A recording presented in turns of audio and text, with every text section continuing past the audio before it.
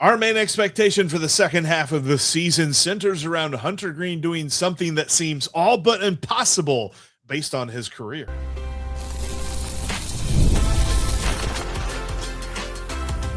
You are Locked On Reds, your daily Cincinnati Reds podcast, part of the Locked On Podcast Network, your team every day.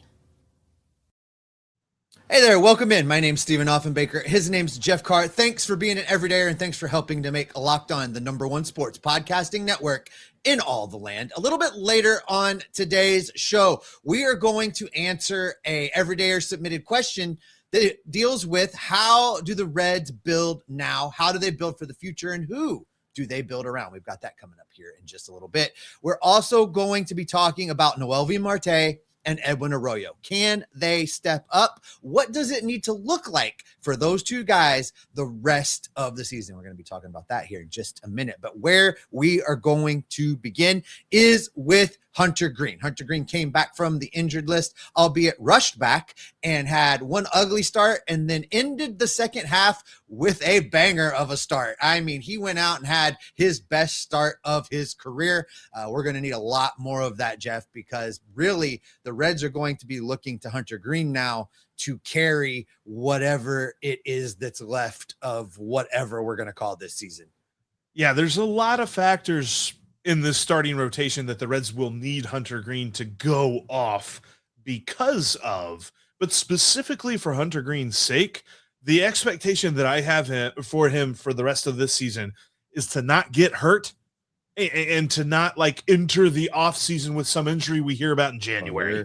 You're asking for a lot. I know. And based on his career, that's not really something he's done. And I get it. We're not going to get 30 starts out of him, but I think that's the point. Like, if you were to ask just about any Reds fan right now to put a meaningful amount of money on whether or not Hunter Greene would make every start in a season, I don't think any Reds fan puts money on yes. They put it all on no. If you were setting the over-under, like if you were legit setting the over-under, Hunter Greene's, let's say he goes into the offseason healthy, goes into next season, full season, Hunter Greene over-under number of starts next full season. 23.5. Ooh.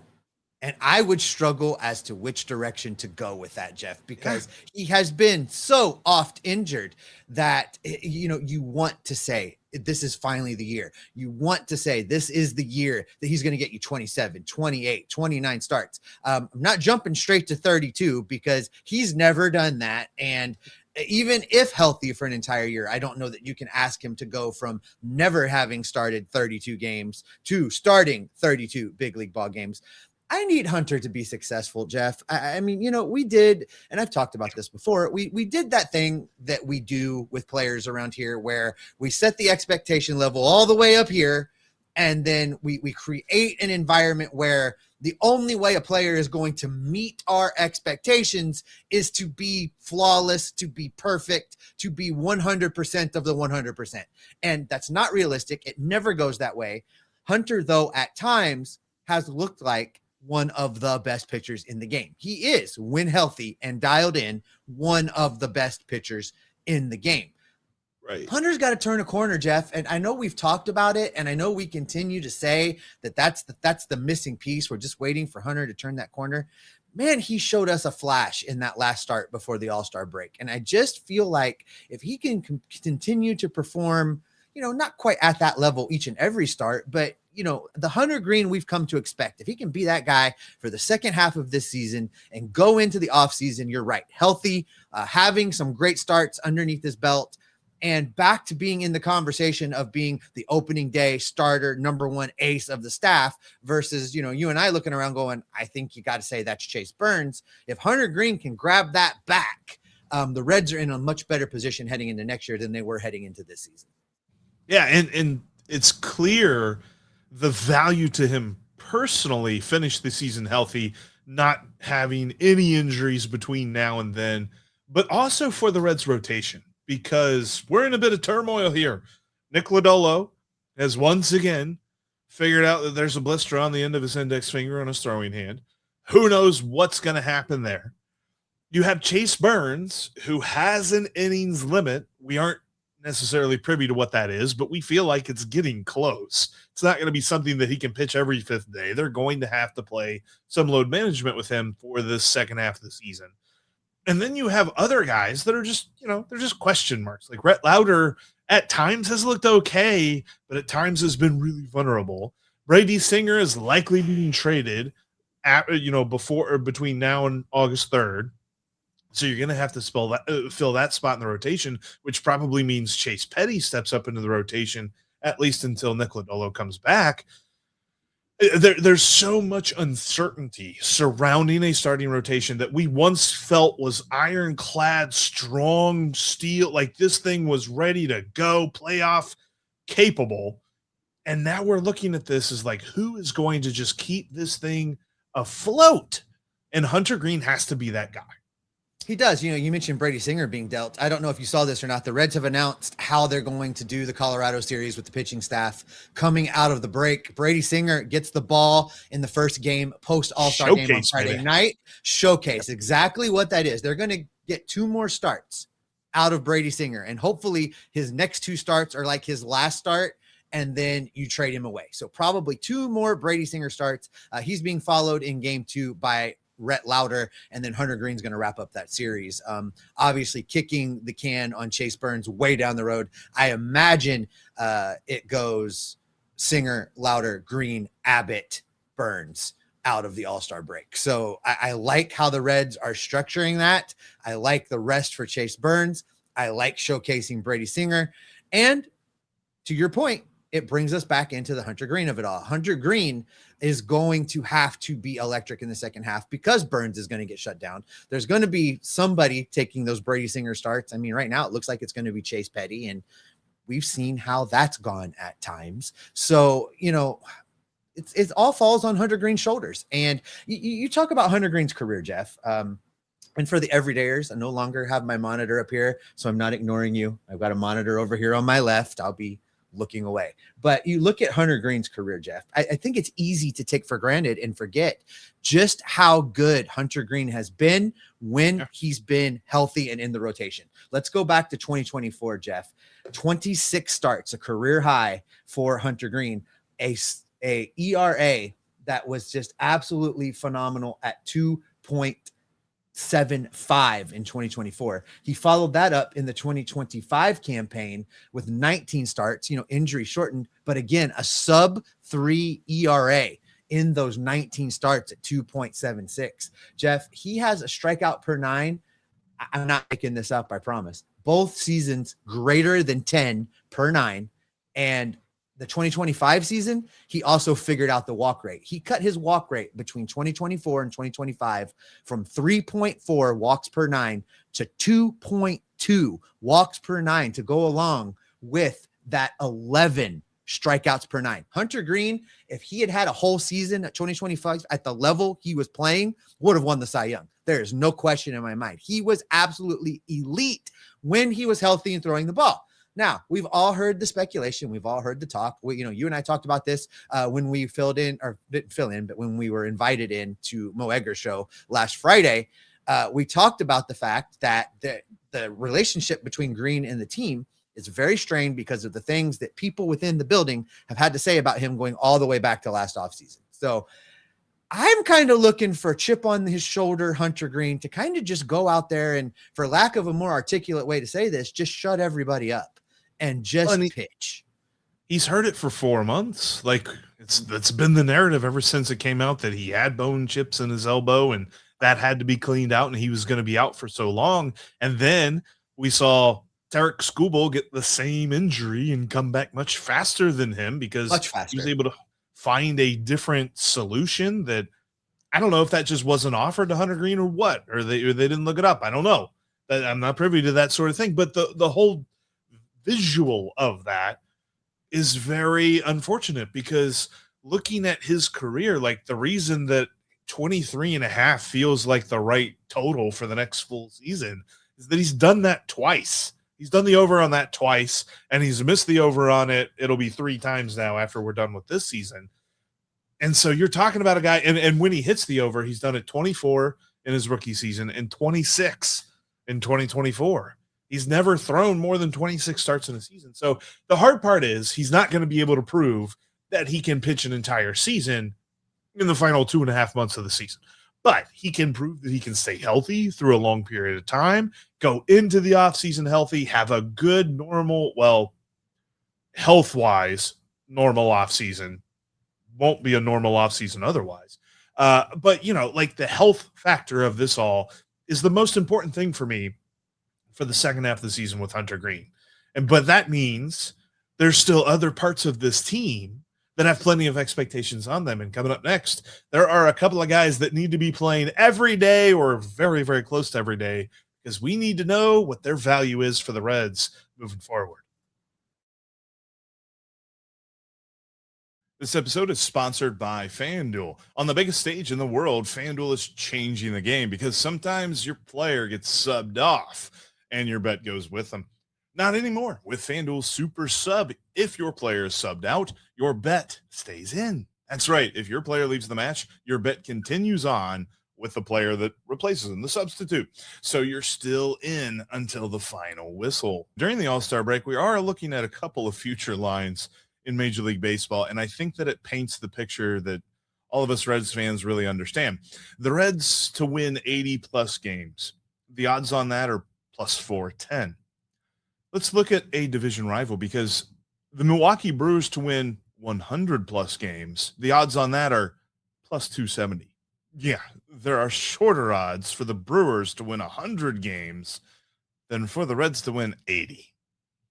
It's just how bad this year's gone. And you can check out other things like that over on FanDuel.com right now. Like I said, throughout the rest of the World Cup, let there be goals over on FanDuel.com.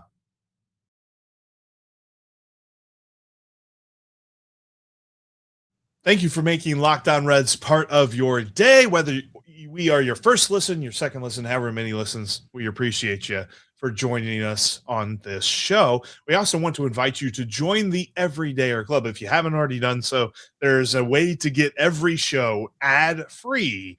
That also includes the postcast, by the way, with Tim Daniel. And you can also get a couple of other perks that we are working on that we will announce at a later date. Check out the link in the description down below, or just type lockedonreds.supercast.com in your URL to learn more.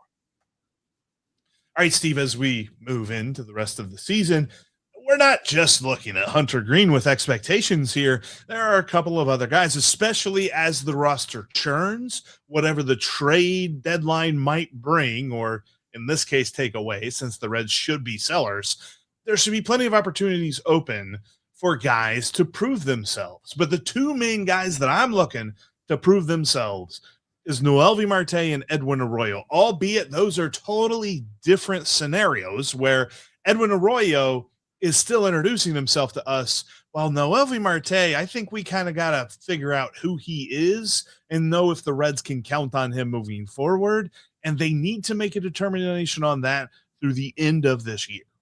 Yeah, Noelvi Marte should play every day. Right-handed pitcher, left-handed pitcher, I don't care. You look at his numbers right now. Let's talk about where he is right now, coming out of the All-Star break, heading into the air quotes second half of the season. Currently, Jeff, his slash line sits at 195, 248, 375. He has 6 home runs on the year with 13 RBIs, and he's stolen 4 bases for good measure. He at times has looked very, very good. He has looked like a guy that might be able to give you something. He's looked like a guy that could live up to the hype that we've kind of all associated him with. But when you look at his numbers overall, and I specifically want to talk about his splits for this season.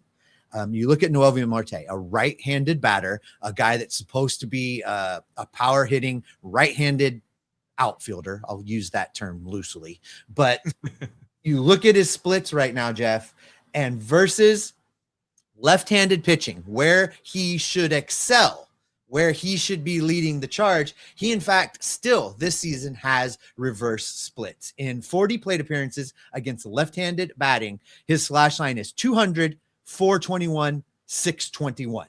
You look at him from the right side of the plate versus a right-handed pitcher, his batting average jumps by 68 points.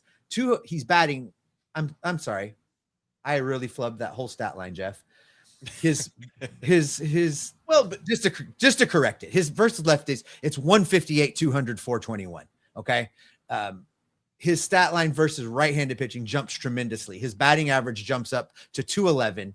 His on-base percentage jumps up 68 points to 268, and he's slugging 356. Interestingly enough, his home runs are split evenly between right-handed and left-handed, 3-3. But he is a much better batter right now against right-handed pitching than he is against left-handed pitching. Which is very odd. It is kind of a good thing. Like if you're going to be good against one, I guess be good against the guy that you're going to see 2/3 of the time, because statistics show that you face a right-handed pitcher right around 66% of the time, sometimes lower, sometimes higher, depending on the year. But that's about where you're at. There's just not as many lefties throwing as there are righties.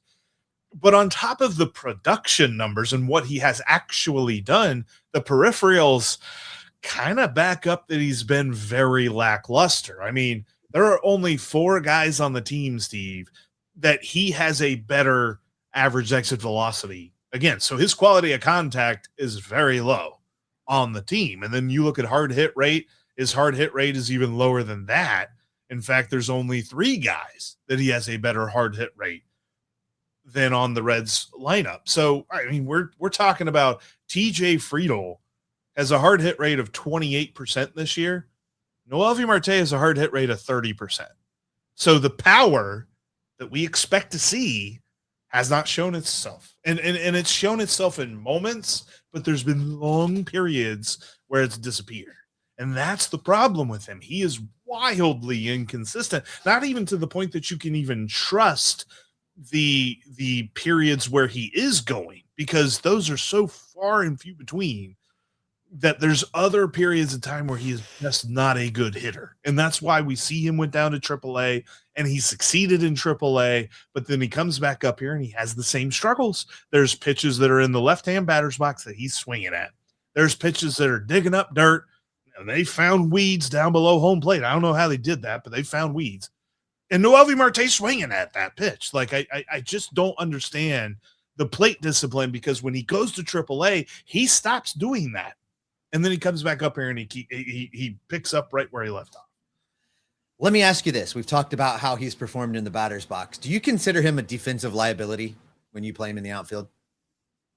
I would say he's below average. I haven't looked at the numbers to like specifically back that up, but certainly there are plays that you watch him and he either doesn't see the ball or he just doesn't have the idea of how to go the right route, which I think at this point in time, you've really got to start saying, all right, he's either knows it or he doesn't. We don't have a whole lot more time for him to figure it out.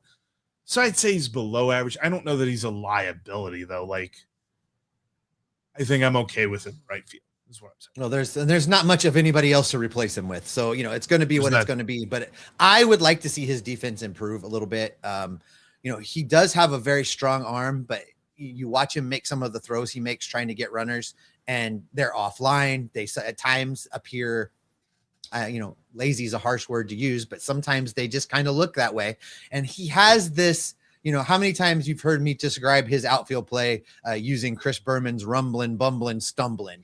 A lot of what he does out there looks like that. So I need improved defensive effort from him as well, especially if the Reds are going to lean in and play him out there every day like we're asking them to do. And the point here, too, is that it's not, well, they don't have anybody better. It's that the fact that they've got to figure out, once we get around to the next off season, whatever that looks like, they need to know whether or not they need to replace him and get somebody else. Because quite frankly, I think you ask most Reds fans, they'd say, go get me 3 new outfielders at this point. And can Noelvi Marte turn those heads between now and the end of the season? We need to find out. And he needs to play every day to do that. The other part of this that I mentioned already, Edwin Arroyo, he should play second base every day. And I know what that means that I'm saying. I'm saying that Matt McLain, if he plays second base, should be in a, give him some rest type of role, because Edwin Arroyo seems more like the future at second base now than Matt McLain does. Yeah, I mean, you look at Matt McLain's counting stats, Jeff, and it's not a small sample size. Matt McLain's appeared in 83 ball games this year, and you look at his his statistics. His batting average 190, on base percentage 293, and then you look slugging 328. Matt McLain has been just an overall disappointment all the way around. There's really no way to defend it. There's no way to explain it away. Edwin Arroyo should play every day the rest of the way. In his time, he's now got 33 big league games under his belt, Jeff. 240, 280, 290 slash line. All of those stats should go up. Currently has an OPS plus of 57. That should go up. And he at times has flashed some tremendous leather defensively. I think when you talk about his offensive production and his defensive play over Matt McLain right now, you get better offensive production because Matt McLain has been so bad, and the glove is coming along. Now there have been some plays and you're like, Matt McLain probably makes that play. But Edwin Arroyo is getting there, and he has made some plays that I just was like, wow, I don't know that anybody else would have got to that ball. So I'm with you. I think he should play every day the rest of the way, barring, just a day off here or there. That should be his spot. I really think he's created a situation where he's here to stay. He's in the lineup. He is going to be the second baseman for this team, not just for this season, but for the foreseeable future. And I know that the managerial staff and the front office and everybody is enamored with Matt McLain. That's why he's gotten so long of a runway. But the runway, Steve, it's not even just this year. Go back to the beginning of last year. He has 886 plate appearances over the last 2 seasons, Steve. Slash line at 210, 297, 338. It's time. It is time. And Edwin Arroyo looks like he could be the guy to get things fixed there at second base and deserves everyday playing time. Yeah, I can't disagree. It makes me sad. I've been one of the biggest Matt McLain supporters around, but last year when you were on your send him down kick, my answer to you always was, well, give me somebody better. Who are you going to replace him with? The Reds answered that question. It's Edwin Arroyo. He should play every day. And that makes Matt McLain expendable, which is very, very sad for me to admit. All right, Jeff, you look around the roster now, you look around this team. We're heading towards a trade deadline that should be fairly busy. And we got a question from an everydayer that we're going to answer that deals with who are the Reds going to build around for the foreseeable future. We're going to talk about that coming up next.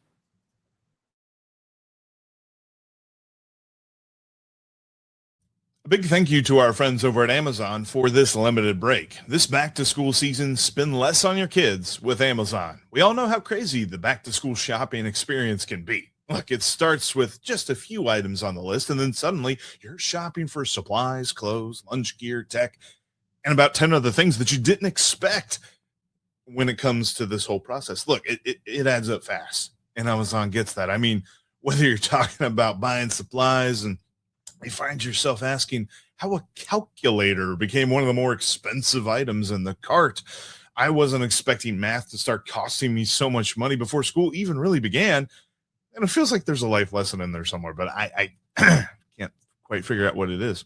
Or when the teacher's supply list arrives and somehow every item feels completely reasonable on its own, then you add everything together and realize just how much stuff one kid needs for one school year. Remember, with Amazon's low back-to-school prices, just spend less on your kids, because every dollar you don't spend on them is a dollar you haven't spent on them. Shop back to school at Amazon and spend less on your kids.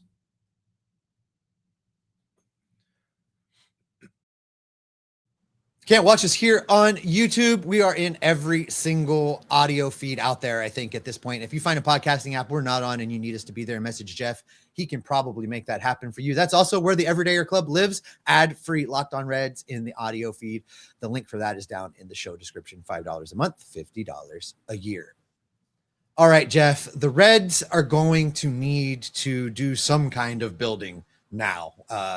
Pretty much regardless of what happens during this trade deadline, there are some real needs that are going to have to be addressed. Whether or not Tyler Stevenson is traded, catcher is going to be a problem this offseason. The outfield, as we have clearly laid out, has been, is, and will continue to be a problem until they go out and get some guys.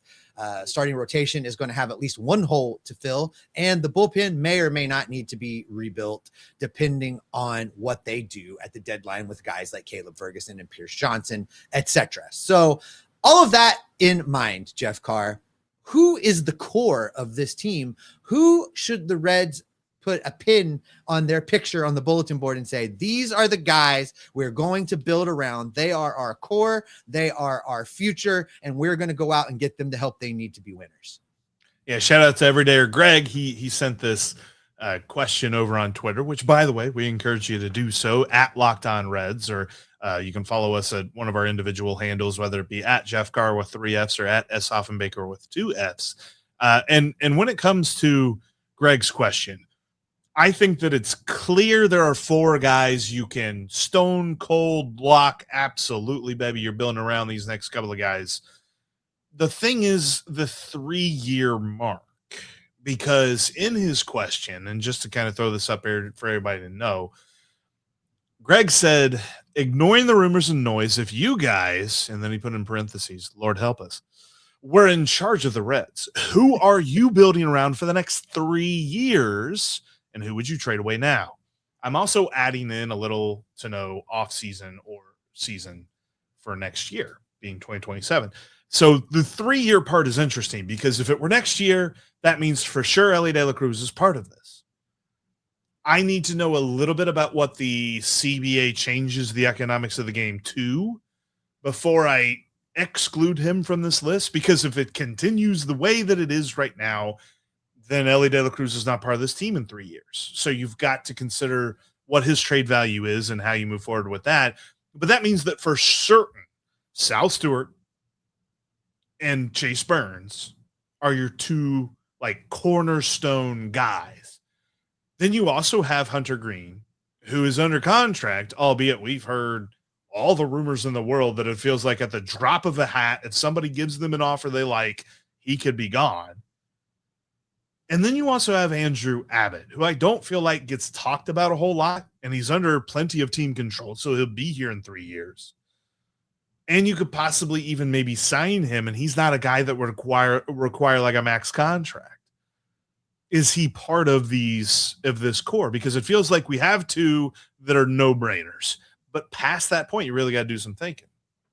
I think that kind of hits it. You know, if we're talking about, let's just say even the next 2 seasons, it's Hunter Greene, it's Chase Burns, it's Elly De La Cruz, it's Sal Stewart, Andrew Abbott, maybe an outside shot at that. I am just perplexed by the rumor mill surrounding Hunter Greene right now. And I'm glad you brought that up. We haven't spent a lot of time talking about that, but there is a real movement from behind the scenes somewhere to make sure it is known that Hunter Greene offers are being heard, are being entertained, and that there are people that are interested.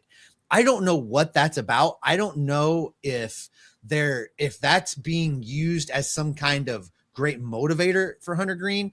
It just really doesn't make sense to me with him just returning from the injured list and just getting back. Yeah, I mean, he had a great start, but certainly not enough to hang a whole trade negotiation on. So no. I am really perplexed at what is going on right now between the Reds and the pitcher and the narrative that continues to get floated out there. And the reason that we're really concerned about the fact that these rumors exist is that if you look at Mark Sheldon's article on Reds.com talking about possible trade chips, of course, it talks about the guys with expiring deals and they should probably all be traded between now and August 3rd. The first guy under maybe that he lists is not JJ Bleday. It's not Eugenio Suarez. It's not Emilio Pagan. It's Hunter Greene. It wasn't like it was alphabetical. Like looking back on it's not alphabetical. So, you know, he's not up there because, well, his name comes first, but also he listed JJ Bleday in the unlikely category.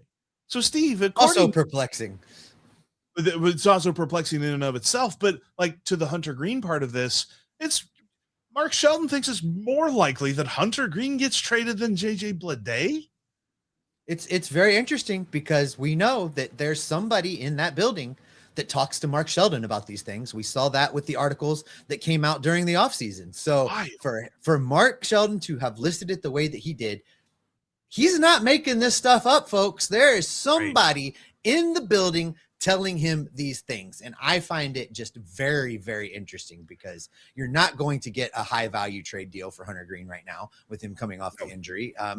Someone will give you something for him for sure, but it's not going to be the maximum deal that you could get if Hunter Greene had pitched the entire first half. So I'm a little confused by it. I think at the end of the day, though, Jeff, I don't think they'll pull the trigger on a deal for Hunter Greene. I think it's much more likely that he's here the next couple of years at a very affordable price for starting pitching, and that they continue to build around him and just hope that they get a 28 start season out of him in the next full season. He is at an affordable price for general starting pitching, to say nothing of a guy that could be your ace. Like, for reference, this year, Brady Singer is making $4.5 million more than Hunter Greene is.